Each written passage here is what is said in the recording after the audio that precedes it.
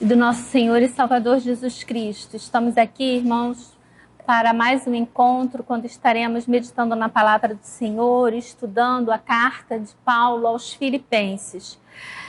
Dessa feita, nós estaremos encerrando o capítulo 2 do estudo de Paulo, o capítulo 2 da carta de Paulo. E estaremos recapitulando algumas coisas para os irmãos que estão perdidos nas aulas ou você que possa estar iniciando o seu estudo hoje. Então, estaremos recapitulando algumas coisas e introduzindo o assunto em si. Mas antes, vamos curvar as nossas frontes e vamos orar, pedindo a Deus que esteja nos dirigindo no estudo que estaremos realizando e também que Deus venha ser com o nosso país e com toda essa situação pela qual nós estamos passando. Amado Deus, eterno Pai, graças te damos, Senhor, por poder falar contigo nesse momento.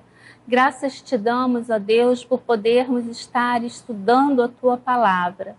Nesse momento, ó Deus, queremos te pedir que o Senhor fale aos nossos corações, que o Senhor tire de nossa mente qualquer pensamento, qualquer coisa, ó Deus, qualquer distração que possa vir atrapalhar o entendimento da Tua palavra ou possa atrapalhar, ó Deus, esse momento de estarmos ouvindo aquilo que o Senhor deseja falar conosco. Eu te peço que o Senhor esteja me usando, ó Deus, na ministração desse estudo, que o Senhor fale por meio de mim, que o Senhor fale também ao meu coração e fale por meio de mim. Nós queremos te pedir também, ó Deus, pelo nosso país, nesse momento em que nós estamos vivendo. Queremos te agradecer, ó Deus, o início da vacinação.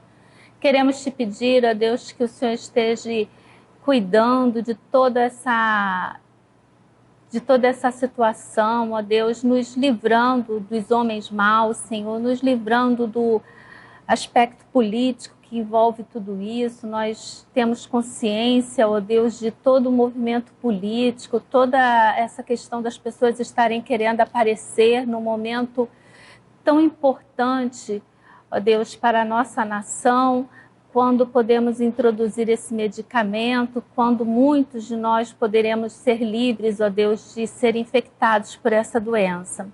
Nós queremos te pedir, ó Deus, que o insumo necessário para que o Brasil fabrique a vacina seja liberado pela China. Nós queremos te pedir também a liberação da vacina da Índia, ó Deus. Queremos te pedir para aquelas pessoas que já estão sendo vacinadas e por todas as que serão, que o Senhor esteja cuidando, ó Deus, agindo.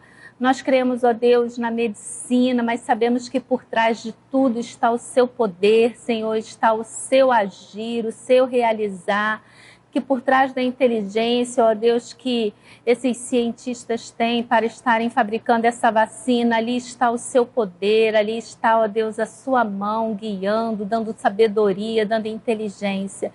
E nós te louvamos por todas essas vidas que se dedicam, ó Deus, ali na fabricação da vacina, mas também naqueles que estão à frente vacinando, aqueles que estão, ó Deus, na frente ali nos hospitais, desde a recepcionista, segurança, até o médico, fisioterapeuta, enfermeira, ó Deus, seja com todos eles. Dê a eles a tua proteção. Nós queremos te pedir para aquelas pessoas que perderam seus entes queridos, que o Senhor esteja dando conforto a eles nesse momento difícil. Queremos te pedir, ó Deus, que o Senhor restaure a saúde daquelas pessoas que estão enfermas com essa doença, ou também, ó Deus, queremos te pedir por aqueles que estão com outras enfermidades, que o Senhor esteja agindo, que o Senhor esteja curando, que o Senhor esteja restaurando essas vidas.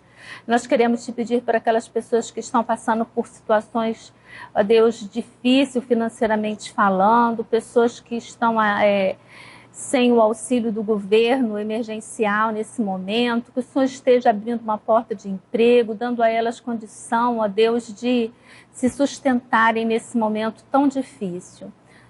Nós te pedimos pela tua igreja, nós te pedimos em especial, ó Deus, pela igreja aqui da freguesia, que o Senhor esteja nos dando, ó Deus, a tua direção para aquilo que nós podemos e devemos fazer em teu nome, para que nós possamos ser bênção, para que possamos ser luz, para que possamos ser sal e fazer a diferença na vida dessas pessoas que ainda não te conhecem como o único e suficiente Salvador.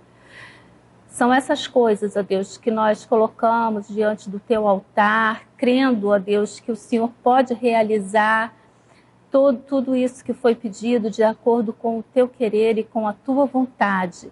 E nós estamos aqui, ó Deus, submissos à tua vontade. Nós te oramos e desde já te agradecemos. Em nome de Jesus, amém. Irmãos, recapitulando a história, a carta aos Filipenses, ela é uma carta muito especial, ela é tida como a carta da alegria. Há 10 anos atrás, quando Paulo esteve realizando a sua segunda viagem missionária, Paulo intentava ir para a Europa e Paulo teve um sonho, uma visão onde ele via um varão que dizia: passa a Macedônia e ajuda-nos. E Paulo então sentiu que aquilo era da parte de Deus, ele ir para aquela região. E quando Paulo chega ali naquela região, Paulo vai para a cidade de Filipe e ali Paulo começa a pregar e a trazer ali a palavra de Deus, o cristianismo para aquelas pessoas. E há ali todo um movimento das pessoas contra essa mensagem, essa pregação que Paulo, Silas, muito provavelmente Lucas e Timóteo estavam levando para aquelas pessoas. De modo que eles criam uma confusão tão grande que Paulo e Silas são presos. Logo após Paulo e Silas saírem da cadeia, serem ali a confusão ser esclarecida, Paulo e Silas são convidados a sair da cidade de Filipos e alguns estudiosos colocam que muito provavelmente Paulo tenha deixado Timóteo ali para Timóteo dar continuidade àquele trabalho, tendo em vista o pouco tempo que Paulo ficou ali. Mas fato é que esses irmãos acabam se tornando pessoas muito especiais para Paulo. E são pessoas que acompanham o ministério de Paulo. A Bíblia não relata se nesse meio tempo Paulo esteve ali de volta. Acredita-se que Timóteo tenha sido enviado algumas vezes ali para aquele local, mas o fato é que havia uma comunicação constante entre Paulo e aqueles irmãos. O amor que foi ali, que foi despertado através da ida de Paulo àquela cidade, no coração daqueles irmãos e da parte de Paulo por aqueles irmãos é muito grande. E agora, Paulo está preso em Roma. Paulo está preso em Roma porque ele é acusado de introduzir um gentio dentro do templo. E Paulo, então, é acusado pelos judeus e ele é preso. E quando ele está ali, acabam levando que Paulo era um insurgente, que Paulo estava se insurgindo contra Roma. E Paulo, então, fica ali preso, ele pede, né, ele coloca que ele deve ser enviado como cidadão romano para Roma para ser julgado ali pelo imperador. E a essa altura, quando Paulo está escrevendo a carta, podemos entender que Paulo já esteve diante do imperador, que Paulo já se defendeu e agora Paulo está aguardando um posicionamento que pode ser para Paulo ser morto, ou pode ser para Paulo ser liberado, ser liberto. Paulo está então nesse impasse. Mas os irmãos de Filipos, preocupados com Paulo, enviam Epafrodito até Paulo. E é muito interessante porque eles enviam Epafrodito para que Epafrodito fique ali naquela prisão domiciliar com Paulo, ajudando, servindo a Paulo naquilo que fosse necessário. E eles enviam Epafrodito com uma quantia em dinheiro, para que aquele valor, aquela oferta pudesse ajudar Paulo durante o período em que ele estivesse preso. É dentro desse contexto que Paulo vai escrever a carta aos Filipenses, dentro de uma perspectiva de agradecer àqueles irmãos o envio de Epafrodito, o envio das ofertas. Mas nem tudo são flores, porque em conversa de Paulo com Epafrodito, foi passado para Paulo algumas dificuldades que aquela igreja estava encontrando. Aquela igreja estava passando por momentos difíceis de integração, de união. Estava havendo ali dentro da igreja um certo racha entre as ideias, meio que uma situação de partidarismo entre aqueles irmãos. E isso é levado para Paulo. Paulo, então, eu tenho repetido isso aula após aula, e espero que ao invés de você me achar repetitiva, você pare para pensar na razão de eu tantas vezes repetir isso.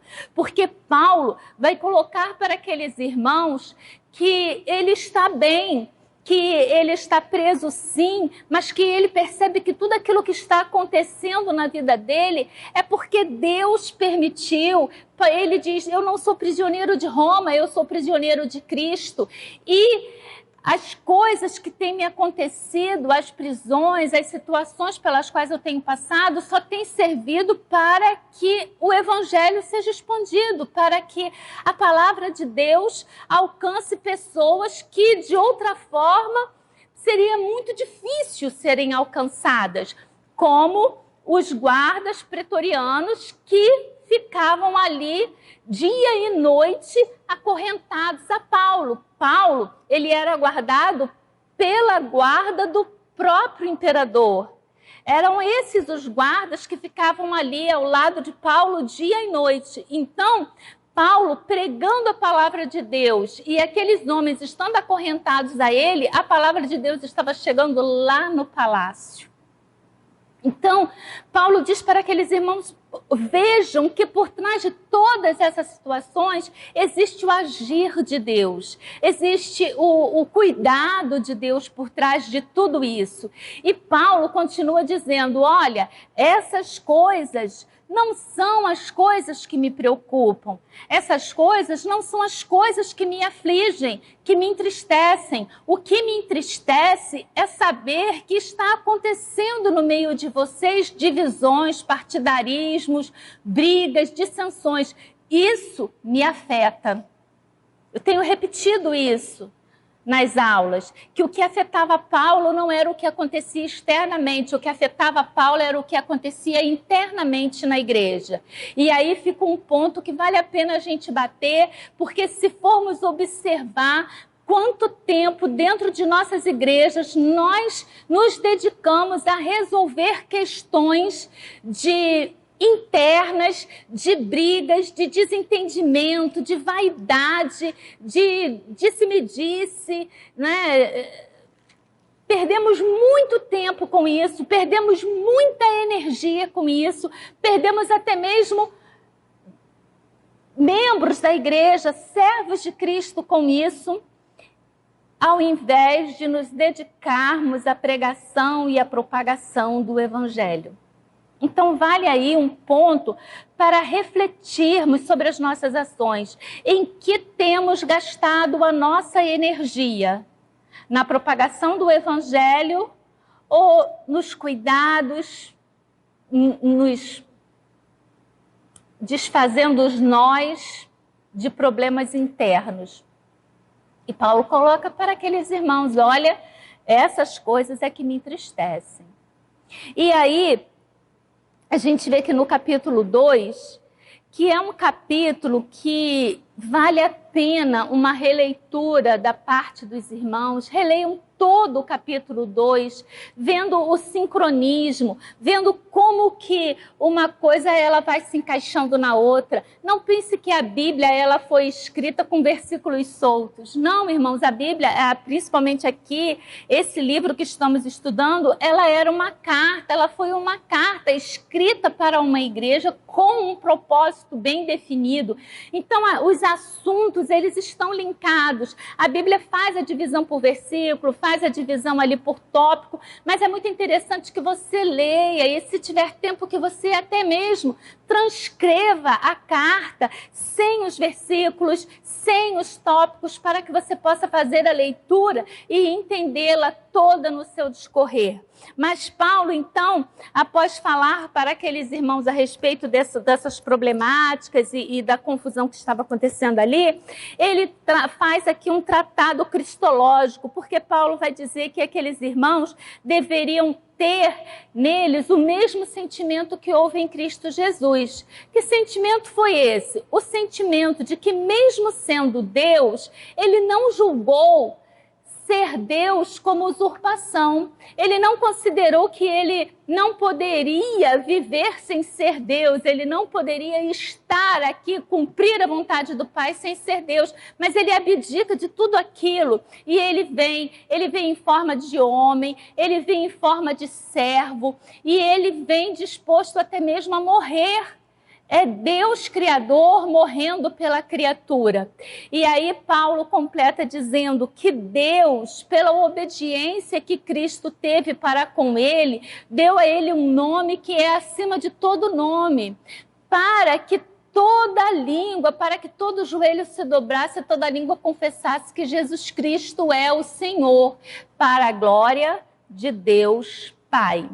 E aí Paulo continua, e nós estudamos na aula passada, e se você ainda não teve oportunidade de ouvir, assista a aula passada. As 2 últimas aulas foram realmente assim, aulas muito preciosas, de conteúdo assim, realmente, não conteúdo do que eu tenha passado, mas conteúdo do apóstolo. É lindo entendermos todo esse trâmite aqui que o apóstolo está transcrevendo para aqueles irmãos.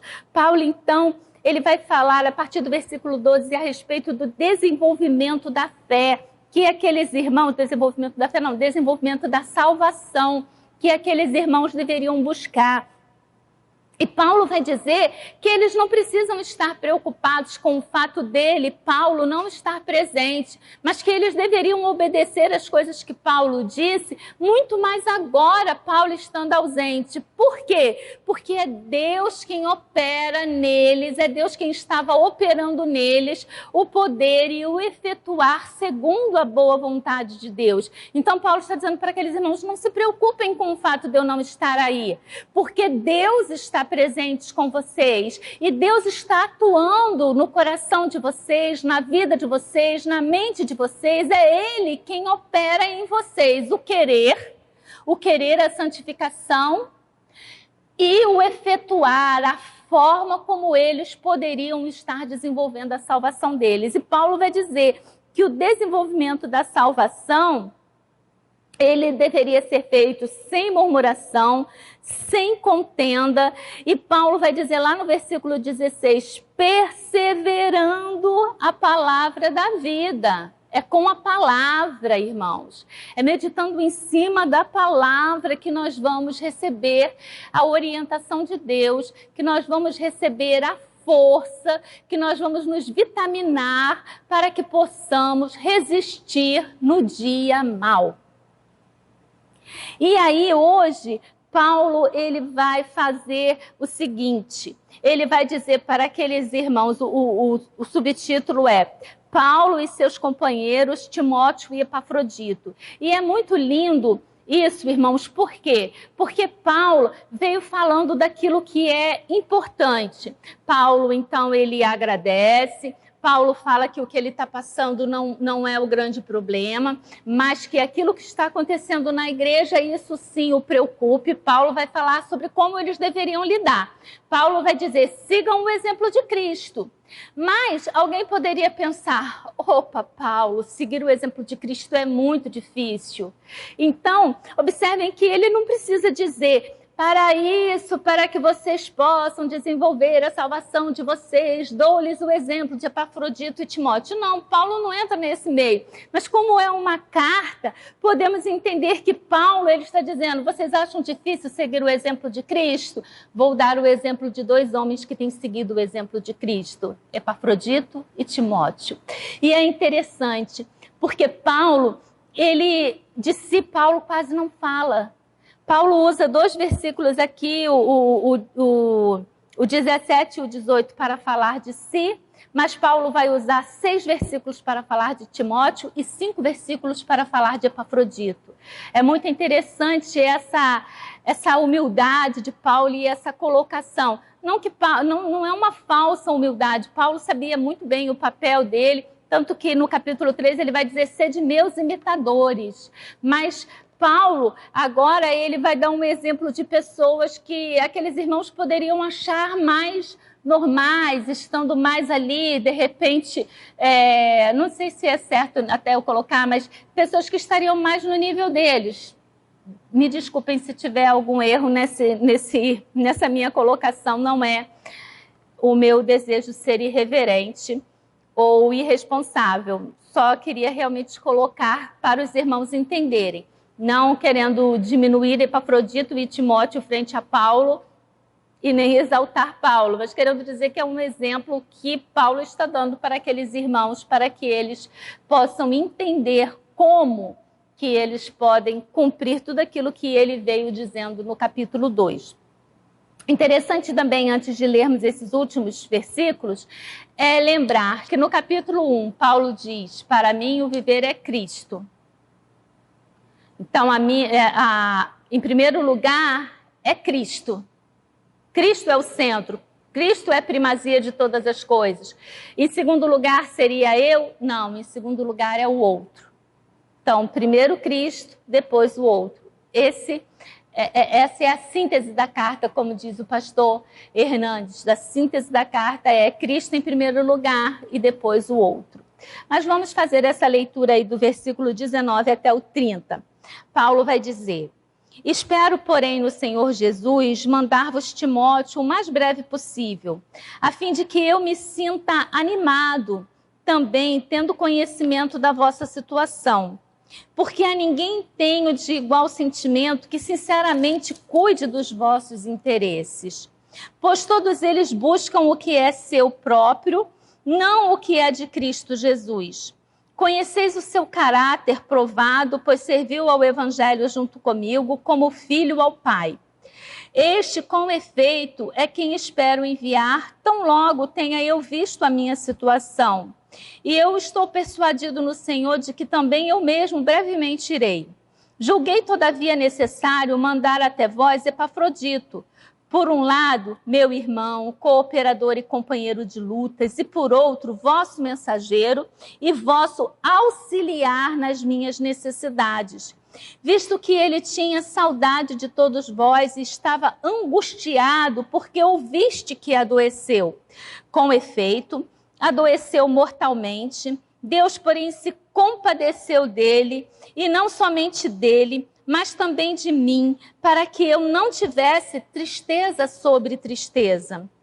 Por isso, tanto mais me apresso em mandá-lo, para que, vendo-o novamente, vos alegreis e eu tenha menos tristeza. Recebei-o, pois, no Senhor, com toda a alegria, e honrai sempre a homens como esse, visto que, por causa da obra de Cristo, chegou ele às portas da morte, e se dispôs a dar a própria vida para suprir a vossa carência de socorro para comigo. Que Deus abençoe a sua palavra lida. Lindo esse texto, não é, irmãos? Quando a gente para ver aqui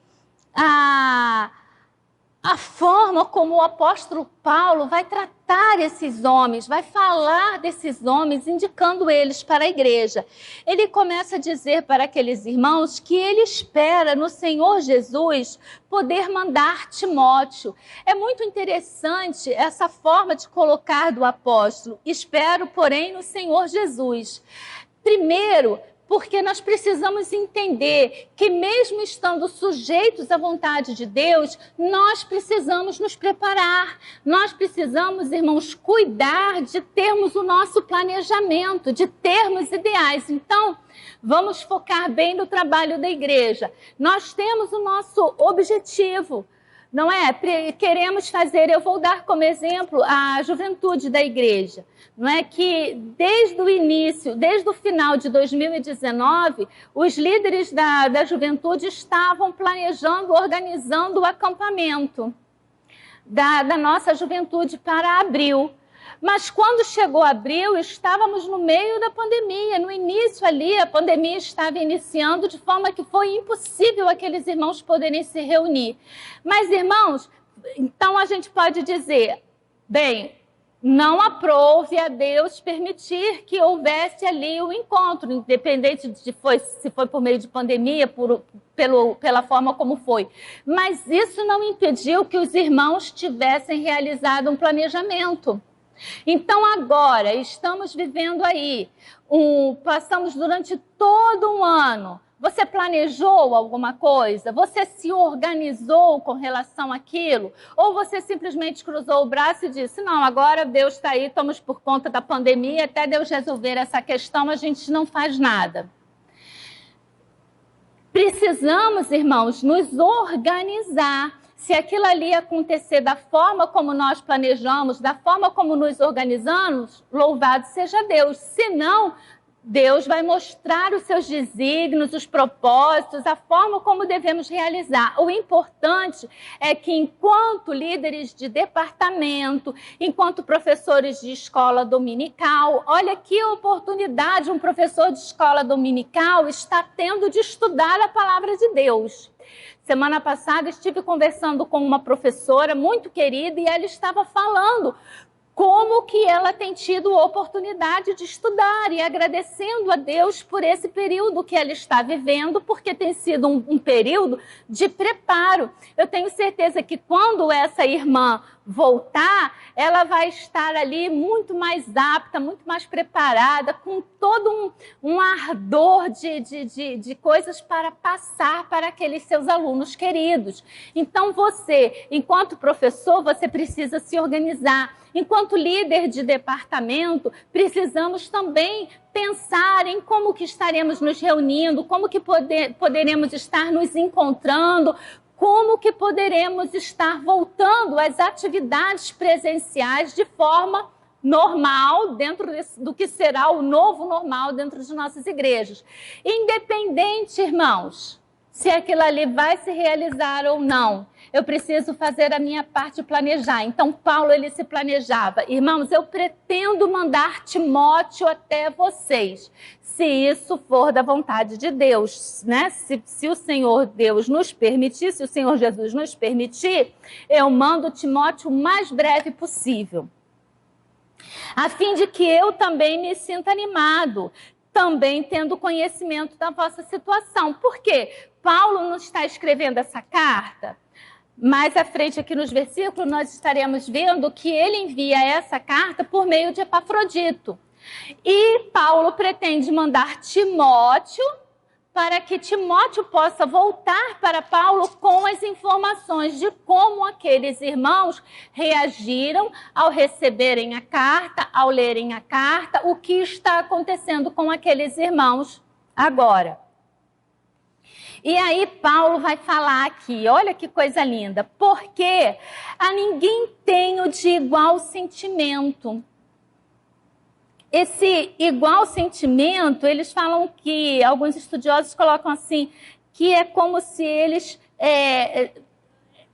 o entendimento, o querer deles, não é? Paulo está colocando aqui, na Bíblia... Shed, ele bota aqui, não é, que Timóteo é um homem único. Timóteo é único em sentimento superior a todos os outros. Todos os outros, Paulo vai dizer que não tinham o mesmo sentimento, porque eles estavam mais preocupados em cuidar dos seus próprios interesses.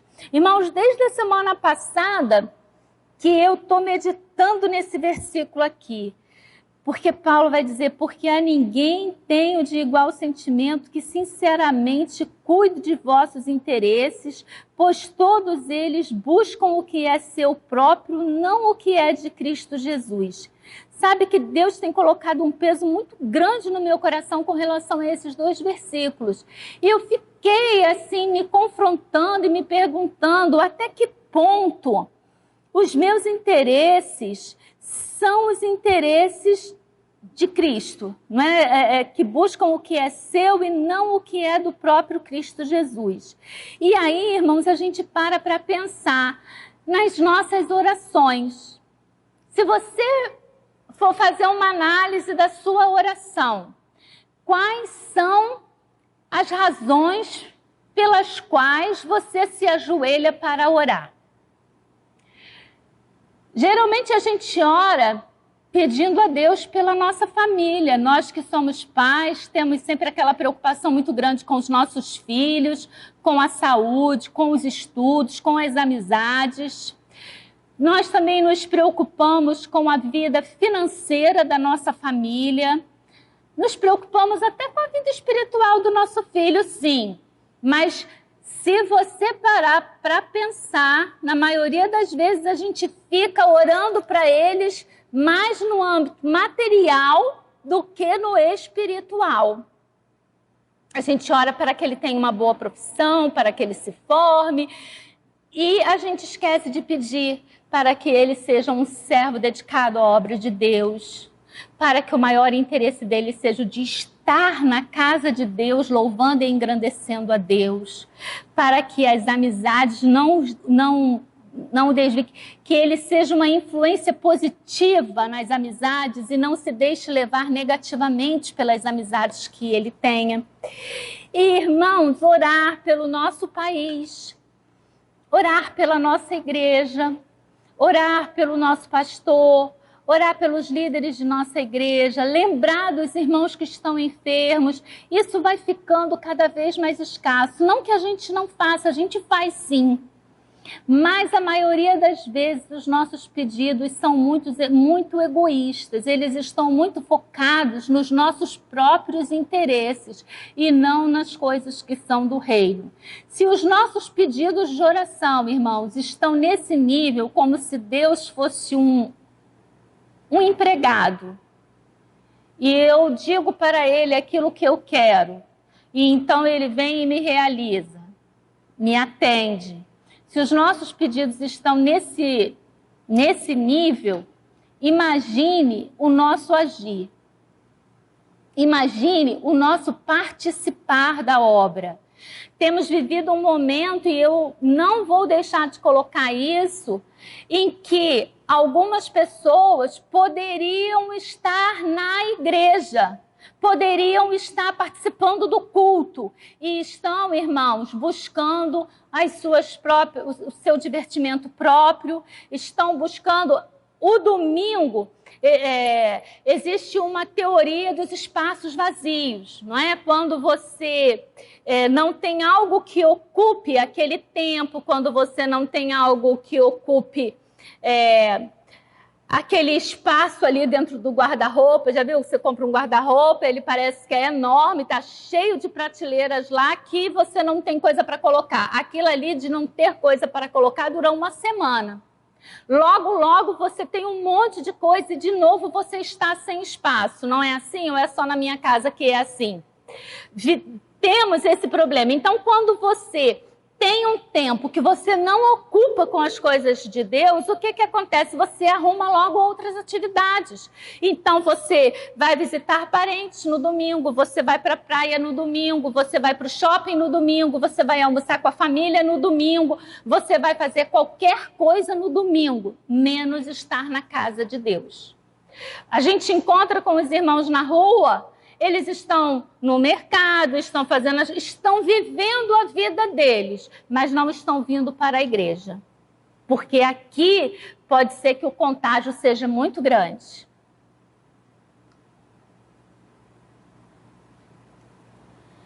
Então, quando nós temos esse tipo de pensamento, a gente já está ali se afastando. E Paulo está mostrando aqui, Timóteo, ele é uma pessoa que antes de pensar nas coisas dele, antes de pensar na situação dele, Timóteo cuida, pensar e agir de acordo com aquilo que Cristo Jesus deseja. E Paulo vai continuar. E conheceis o seu caráter provado, pois serviu ao evangelho junto comigo como filho ao Pai.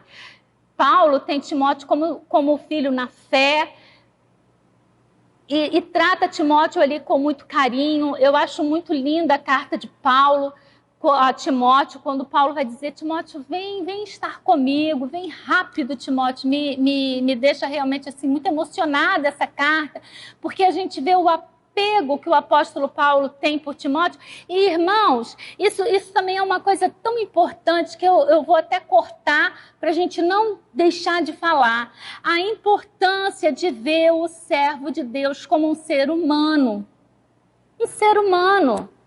Paulo tem ali na sua relação com Timóteo uma relação espiritual, mas uma relação humana também. E quando ele escreve a carta lá, 2 Timóteo, dizendo, olha, vem Timóteo, traz o meu casaco, traz o pergaminho, traz a minha capa, porque o inverno está chegando e eu preciso dos livros. Ele está ali numa relação humana com Timóteo, mas tem também a relação espiritual. E Paulo está dizendo aqui, olha, vocês conhecem o caráter aprovado de Timóteo. Quem é Timóteo? Timóteo foi um jovem que ele foi ali criado por Lloyd e Eunice, que introduziram Timóteo nas Sagradas Escrituras. Paulo mesmo vai falar. Então, o sacerdote espiritual de Timóteo não foi seu pai. Sua mãe e sua avó é quem levaram ali as questões espirituais para Timóteo. Em sua primeira viagem missionária, Paulo prega e Timóteo se converte. Mas Timóteo não passa a seguir Paulo na viagem. Quando Paulo volta na sua segunda viagem, ele vê ali o espaço que Timóteo ocupou na propagação do evangelho. E Paulo, então, entende e vê o valor daquele rapaz. E ele passa a seguir Paulo e a ser orientado e a ser dirigido por Paulo onde quer que Paulo precisasse que ele estivesse. Ali estava Timóteo disposto a atender Paulo. Timóteo era novo, Timóteo era tímido, Timóteo tinha uma doença. Não sabemos se era um tipo de úlcera ou o que era, mas Paulo chega a orientar a Timóteo a que misturasse vinho na água e tomasse para que ele pudesse ter um certo alívio para o problema que ele tinha. Então, esse era Timóteo. E o povo da igreja lá em Filipos conhecia, porque eles estiveram ali há 10 anos atrás com Paulo e, pela referência aqui, podemos ver que algumas vezes podemos supor, não é? Que algumas vezes Paulo tenha enviado aquele jovem àquela localidade. E Paulo continua. Este, com efeito, é quem espero enviar tão logo eu tenha visto a minha situação. Então, Paulo ele está dizendo, olha, tão logo eu tenha resolvido essa questão aqui do meu julgamento, eu pretendo enviar Timóteo para ir ter com vocês.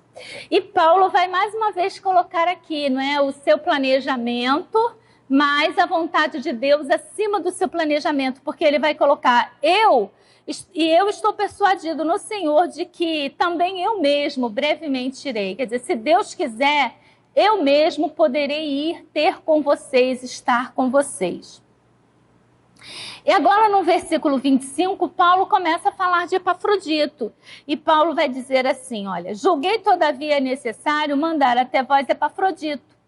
Por um lado, meu irmão, cooperador, companheiro de lutas, e por outro, vosso mensageiro e vosso auxiliar nas minhas necessidades. Então, Paulo está aqui dizendo para aqueles irmãos, olha, eu pretendo, tão logo eu tenha resolvido aqui essa situação do meu julgamento, eu pretendo mandar Timóteo para ir ter com vocês e trazer notícias de vocês para mim. Eu também pretendo estar com vocês, tão logo seja possível, se Deus quiser, eu quero estar aí com vocês. Mas eu julguei importante mandar Epafrodito já para vocês. Por que era tão importante? Aí Paulo vai destacar, né, os predicados de Epafrodito. Paulo vai dizer, por um lado, Epafrodito é meu irmão de fé, meu cooperador, não é? Alguém que me ajuda e é companheiro nas minhas lutas, é companheiro de guerra, é um lutador que luta junto comigo, não é? Ele é meu companheiro de lutas, é um cooperador. Mas, por outro lado, Epafrodito é o vosso mensageiro. E aqui o termo pode ser o vosso apóstolo, né? A quem vocês me enviaram, porque o termo apóstolo, irmãos, dizemos que ele é empregado de forma errônea quando a pessoa se diz apóstolo de Cristo, no sentido do que eram os 12 apóstolos e o apóstolo Paulo. Essa figura de apostolado, em que ele seria, né, uma sequência ali dos 13, os 12 de Cristo e o apóstolo Paulo, nós não concordamos. Mas o termo apóstolo, ele também é tido como mensageiro, também tem essa tradução. Então, é nesse sentido aqui que Paulo está dizendo: Epafrodito é vosso mensageiro e vosso auxiliar nas minhas necessidades. Ou seja, a igreja de Filipos havia enviado Epafrodito para que Epafrodito pudesse fazer por Paulo o que Epafrodito pudesse fazer por Paulo, ele estaria fazendo representando toda a igreja de Filipos. Então, ele era um enviado da igreja para ajudar Paulo. E Paulo continua: Eu julguei importante mandar Epafrodito para vocês imediatamente, porque Epafrodito está com muita saudade de todos vocês. E ele estava angustiado porque ouviste que adoeceu. Havia ali toda uma situação, a gente sabe que Epafrodito ficou doente. Não sabemos se Epafrodito ficou doente na viagem, porque de Roma, de Filipe até Roma, era uma viagem muito longa, muito extensa. A gente não pode tirar daí a tensão que Epafrodito foi vivendo durante toda aquela viagem, porque Epafrodito estava levando dinheiro para Paulo. Então, ele estava ali com uma quantia de dinheiro, havia ali uma questão dele poder ser assaltado, a responsabilidade dele saber que tem que chegar até Paulo com aquele dinheiro, mas ele poder perder o dinheiro ao longo do caminho, a saber que aquele dinheiro não havia sido levantado porque ele sobejava da parte daqueles irmãos, mas aqueles irmãos haviam levantado aquilo ali com sacrifício, com amor, mas não de forma muito fácil. Então, havia toda essa responsabilidade, e isso sabemos que influencia muito no nosso psicológico. Então, tinha essa situação, tinha o fato de, ao viajar, você ter que dormir muitas das vezes pelo caminho, não é? Nem sempre você podia encontrar uma estalagem, um lugar, uma estadia onde pudesse ficar. Então, não sabemos se Epafrodito ficou doente no transcorrer da viagem ou se Epafrodito ficou doente ao chegar em Roma e estar ali se dedicando ao trabalho a Paulo. Não pense que era uma situação fácil. Paulo estava preso, mas Paulo era responsável pela sua alimentação, pela sua estadia, então tinha que ter alguém que saísse, que fosse comprar os mantimentos, alguém que pudesse cuidar da casa, receber as pessoas. Paulo estava com a casa aberta ali para receber as pessoas para os cultos que ele transmitia. Então, havia ali muito trabalho para quem estivesse disposto a ajudar Paulo. E não sabemos se Epafrodito adoeceu nessas circunstâncias ou durante a viagem. Fato é que Epafrodito adoeceu. Fato é também que podemos entender por meio da Escritura que já havia bastante tempo que Epafrodito estava com Paulo. Porque, olha, Epafrodito veio, Epafrodito ficou doente, Epafrodito quase morre, Epafrodito se recupera e agora ele já está forte o suficiente para Paulo mandar ele de volta. Porque ele estava angustiado que no período em que ele esteve doente, alguém passou ali por Roma e levou a notícia para os filipenses de que Epafrodito tinha ficado doente. E isso deixou Epafrodito angustiado por saber que aqueles irmãos lá em Filipe estavam preocupados com o seu estado de saúde, sem saber se ele havia melhorado ou não. E Paulo continua: com efeito, adoeceu mortalmente, Deus, porém, se compadeceu dele, e não somente dele, mas também de mim, para que eu não tivesse tristeza sobre tristeza. Afinal, imagina, né? Paulo está ali, está preso, já não é uma situação, apesar dele dizer que ser a carta da alegria, apesar de Paulo não reclamar, Paulo gostaria de estar em vários outros lugares. Não era um motivo de alegria para Paulo estar ali preso. Mas, além disso, Paulo está colocando aqui, ter ainda o peso da morte de Epafrodito, então seria tristeza em cima de tristeza. E Paulo diz que Epafrodito adoeceu mortalmente. Ele esteve muito mal, ele esteve ali, né, à beira da morte. E Paulo vai dizer, Deus, porém, se compadeceu dele. Isso é uma outra coisa que deve nos levar a refletir, porque em vários textos, ali no livro de Atos, nós vemos Paulo ressuscitando pessoa morta, Paulo curando pessoas, Paulo tinha o dom da cura. E é interessante aqui que, apesar de Paulo ter o dom da cura, não aprouve a Paulo curar Epafrodito. Porque ele vai dizer que Deus se compadeceu dele, e não somente dele, mas também de mim, para que eu não tivesse tristeza sobre tristeza. Isso é muito interessante, porque ter o dom da cura não significa que você vá curar na hora, no momento, da forma e quem você quiser. Mais uma vez a gente vê aqui que é a vontade soberana de Deus que se sobressai sobre as situações que passamos em nossa vida. Paulo, então, no versículo 28, vai dizer, por isso, tanto mais me apresso em mandá-lo, para que, vendo-o novamente, vos alegreis, e eu tenha menos tristeza. Sabendo que vocês estão alegres, eu vou ter menos tristeza aqui. Recebei-o, pois, no Senhor, com toda a alegria, e honrai sempre a homens como esse. Que coisa linda, não é esse texto aqui do versículo? Esse versículo aqui no texto. Recebei-o, pois, no Senhor, com alegria, e honrai sempre a homens como esse. Aí está mais uma vez a questão de que ele era o exemplo, né? O Paulo querendo deixar 2 exemplos de pessoas que viviam exatamente aquilo que ele havia colocado antes, ainda durante o capítulo. Visto que por causa da obra de Cristo, chegou ele às portas da morte e se dispôs a dar a própria vida para suprir a vossa carência de socorro comigo. Então tenha sempre, não é, homens como esse,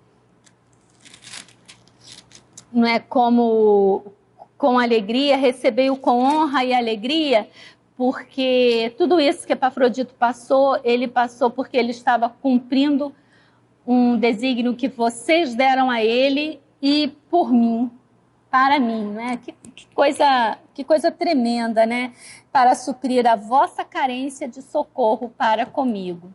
Que esses exemplos de Epafrodito, de Paulo, de Timóteo, eles possam estar tocando os nossos corações, que a gente possa refletir sobre a nossa atitude, o nosso comportamento, o fato de estarmos pensando tanto em coisas nossas, particulares e egoístas, e nos preocupado tão pouco com o reino de Deus, que tudo isso possa estar realmente, irmãos, falando, que o Espírito Santo possa completar aquilo que eu não fui capaz de explicar e de trazer para os irmãos, e que ele possa também nos incomodar, que nós possamos ser incomodados no restante desse dia, refletindo a respeito do nosso comportamento.